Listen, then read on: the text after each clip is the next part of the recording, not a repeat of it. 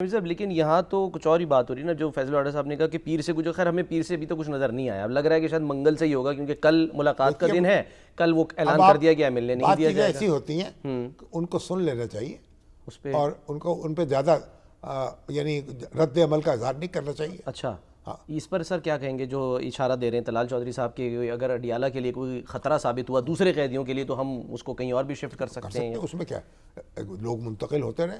अच्छा, भुट्टो साहब महफूज मकाम थे, मियाँ वाली जेल में भी रहे मेरा ख्याल, और साहिवाल जेल में भी रहे। और ये लोग यानी ये तो किसी एक जेल में रखना जो है वो ज़रूरी नहीं होता।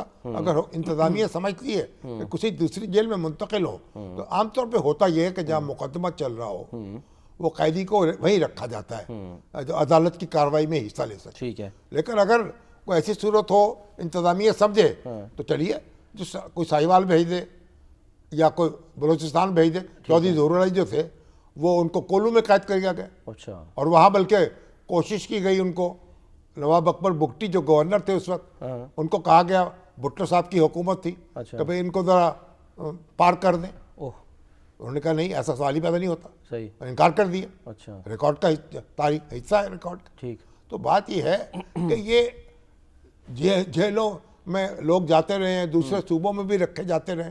एक ज़माना तो होता जो पीपल्स पार्टी के जो वर्कर्स थे जो यहाँ काबू नहीं आ रहे थे तो उनको ले जाके आज़ाद कश्मीर में बंद कर दिया गया ताकि लाहौर हाई कोर्ट की जुरिस्डिक्शन से बाहर हो जाए, क्योंकि आज़ाद कश्मीर जो है वहाँ पाकिस्तान की अदालतें जो हैं उनकी रिट नहीं चलती। ठीक है, तो इसलिए उनको वहाँ दलाई कैंप पे कैद कर दिया गया। ठीक है जिनको सर, बाद में रहाई नसीब हुई भुट्टो साहब के इक़्तिदार के खात्मे के बाद। तो बहुत कुछ होता रहा है।